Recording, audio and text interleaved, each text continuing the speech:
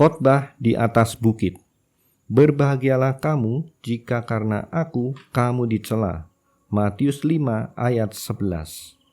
Sejak kejatuhannya, setan telah bekerja dengan alat-alat penipuan. Sebagaimana dia telah salah menggambarkan Allah, begitulah lewat para wakilnya, dia salah menggambarkan anak-anak Allah. Juru selamat itu mengatakan, sebab oleh karena engkaulah aku menanggung cela, noda meliputi mukaku. Mazmur 69 ayat 8. Dengan cara yang sama, celaan-celaan itu datang kepada murid-muridnya.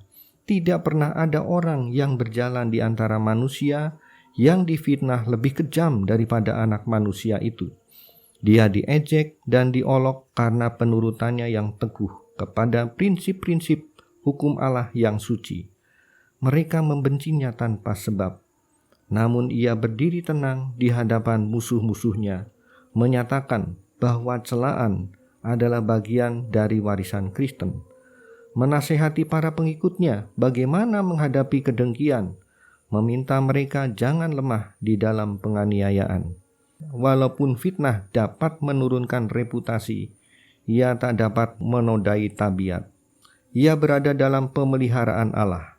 Selama kita tidak setuju untuk berdosa, tidak ada kuasa, apakah itu kuasa manusia atau setan, yang dapat membawa noda kepada jiwa. Seseorang yang hatinya tetap kepada Allah, sama saja baginya pada saat ia mengalami derita yang paling menyakitkan dan lingkungannya yang paling mengecewakan, dengan saat ia dalam kemakmuran. Ketika terang dan karunia Allah nampaknya berada padanya, kata-katanya, motifnya, tindakannya bisa digambarkan dengan salah dan dipalsukan, tetapi ia tidak peduli karena dia mempunyai perhatian yang lebih besar untuk dipertaruhkan. Seperti Musa, dia bertahan, sama seperti ia melihat apa yang tidak kelihatan. Ibrani 11 ayat 27. Melihat yang tak kelihatan, karena yang kelihatan adalah sementara. Ini dicatat di 2 Korintus 4 ayat 18. Kristus mengetahui semua yang disalahartikan dan disalah gambarkan oleh manusia. Anak-anaknya sanggup menunggu dengan kesabaran dan keyakinan yang tenang.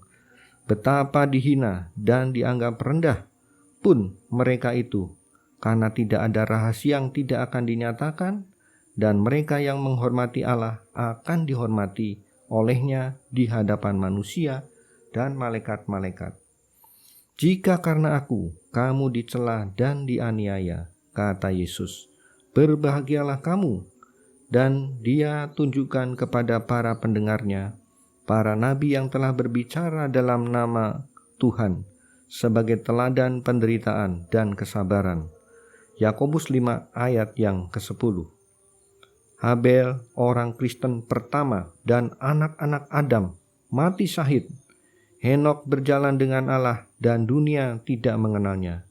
Nuh diejek sebagai seorang fanatik dan seorang yang membuat gelisah.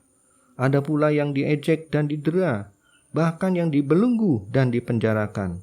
Orang-orang lain membiarkan dirinya disiksa dan tidak mau menerima pembebasan, supaya mereka beroleh kebangkitan yang lebih baik. Di dalam Ibrani 11 ayat 36 dan 35. Pada setiap zaman, para utusan pilihan Allah telah dicela dan dianiaya. Namun lewat penderitaan mereka, pengetahuan akan Allah telah disebarluaskan. Setiap murid Kristus harus terjun ke dalam barisan itu dan melaksanakan pekerjaan yang sama. Karena ia tahu bahwa musuhnya tak dapat berbuat apa-apa menentang kebenaran, tetapi justru untuk kebenaran. Allah bermaksud supaya kebenaran dinyatakan dan menjadi pokok ujian dan diskusi, bahkan melalui hinaan yang diberikan kepada kebenaran itu. Pikiran orang harus digerakkan. Setiap pertentangan, setiap celaan, setiap upaya untuk membatasi kebebasan hati nurani adalah alat Allah untuk membangunkan pikiran yang tanpa itu bisa tertidur. Betapa sering akibat ini telah kelihatan dalam sejarah para utusan Allah. ketika Stefanus yang mulia dan fasih bicara itu dilempari hingga mati atas anjuran majelis Sanhedrin. Tidak ada kerugian kepada pekerjaan Injil.